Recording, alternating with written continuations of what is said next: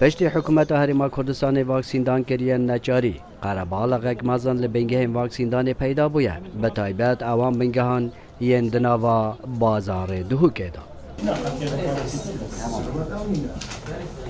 جرات بهش نچاریت ادا چونکه امت اجبار کنی گفت ایلا واکسین دانن هک اجباری نباس نه مجبورم دانن چه پیس واکسینی نی نه سرمایه اجباری مجبورین دانین و ویرج وکیل بینن سرا یعنی 2 ساعت 3 ساعت من سر حتی واکسینی دانی وش سر به حال را مجبوری اجی نیم حس کن کارمند داده کن اونجا بنا جه کدیتر آنگل جه بالاف کن بنگه هنگروک دناوا پارکا نوروز دال سنتر پارزگه جبر هبونا دام و دزگه میریو قربالغا بازاری روزانه 160 بو 300 حوالاتی لیوی بنگه بتنه واکسینه ودگرن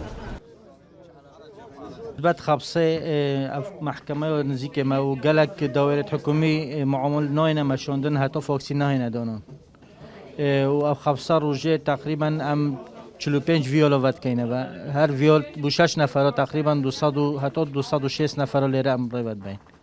اوت لیره تنه تسجیل کردن سر یوزر ما سر اوت ام سجل کن شین جرعه 2 لیره دانن بس او غیر جاکی دانت ام نشین داخلی سیستم خوب کن چون که هر کی می جدا سیستمی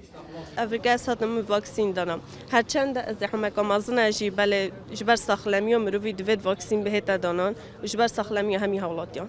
پشتی بجاره ایک سراس هریما کردستان 5 حالت اومیکرونی لپارزگاه دهو که پیدا بوین خلکه که زور قصدا بنگه واکسین دانت کن دا پتریا حوالاتیا واکسینه ورگرن جبلی ویا کجی ریوبریا گشتی یا ساخلمی دهو که تیم انگاروک چکرینه و برف گند روانه دکن دا پتریا خلکی واکسینه ورگرن سلام بالای دنگ امریکا دهاک